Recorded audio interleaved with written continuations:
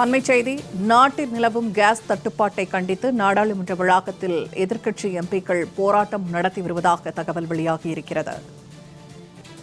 நாட்டில் நிலவும் கேஸ் தட்டுப்பாட்டை கண்டித்து நாடாளுமன்ற வளாகத்தில் எதிர்க்கட்சி எம்பிக்கள் போராட்டத்தில் ஈடுபட்டிருக்கிறார்கள். அது தொடர்பான காட்சிகளை தற்போது நாம் பார்த்து வருகிறோம். வணிக சிலிண்டர் தட்டுப்பாடு காரணமாக உணவகங்களின் தொழில் முடங்கும் அபாயம் இருப்பதாக அவர்கள் தெரிவித்திருக்கிறார்கள். இதனைத் தொடர்ந்து எம்பிக்கள் போராட்டத்தில் ஈடுபட்டிருக்கும் காட்சிகளை தற்போது நாம் அண்மை செய்தியாக பார்த்து வருகிறோம். இது தொடர்பான கூடுதல் விவரங்களை பகிர்ந்து கொள்கிறார் சிறப்பு செய்தியாளர் யோகேஸ்வரன். இப்ப நாடாளுமன்றத்தில் கேஸ் தட்டுப்பாட்டை கண்டித்து எம்பிக்கள் போராட்டத்தில் ஈடுபட்டிருக்கிறார்கள். அவர்கள் என்ன கோரிக்கைகளை முன்வைக்கிறார்கள்? இது தொடர்பான கூடுதல் விவரங்கள் என்ன?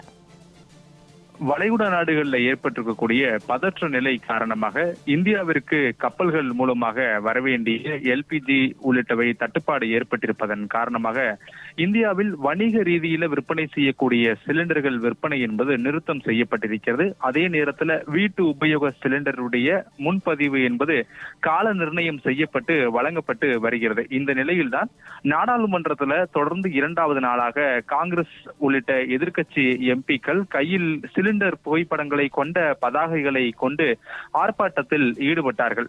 நாடாளுமன்ற கூட்டத்தொடர் என்பது இன்று காலை 11 மணிக்கு கூடுவதற்கு முன்பாக நாடாளுமன்ற அவைக்குள் செல்வதற்கு முன்பாக எதிர்க்கட்சி எம்பிக்கள் அனைவரும் ஒன்று கூடி நாடாளுமன்ற வளாகத்தில் இருக்கக்கூடிய காந்தி சிலைக்கு முன்பாக இந்த ஆர்ப்பாட்டத்தில் ஈடுபட்டாங்க. அப்போது மத்திய அரசுக்கு எதிராகவும் எல்பிஜி தட்டுப்பாடு ஏற்பட்டிருக்கக்கூடிய நிலையில அதனை உடனடியாக சரி செய்ய வேண்டும் என முழக்கங்களை எழுப்பி எதிர்க்கட்சி எம்பிக்கள் கோஷம் எழுப்பினார்கள். இந்த ஆர்ப்பாட்டத்தில் பெரும்பாலும் காங்கிரஸ் உள்ளிட்ட எதிர்க்கட்சி சார்ந்த பெண் எம்பிக்கள் கலந்து கொண்டார்கள்.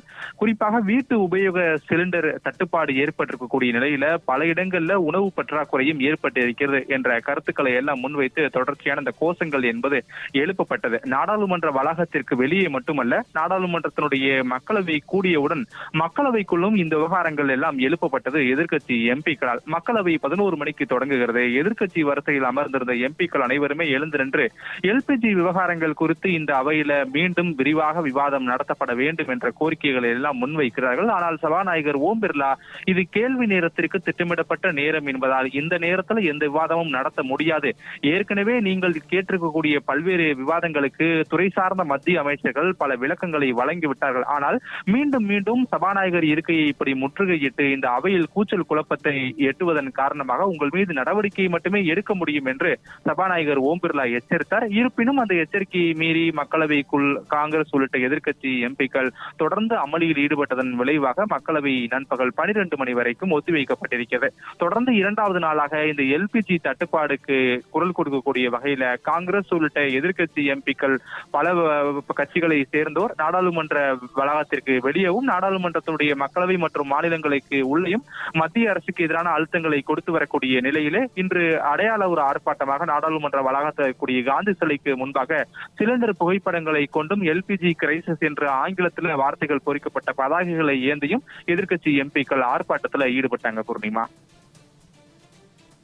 தகவல்களை பகிர்ந்து கொண்டமைக்கு நன்றி யோகேஸ்வரன்.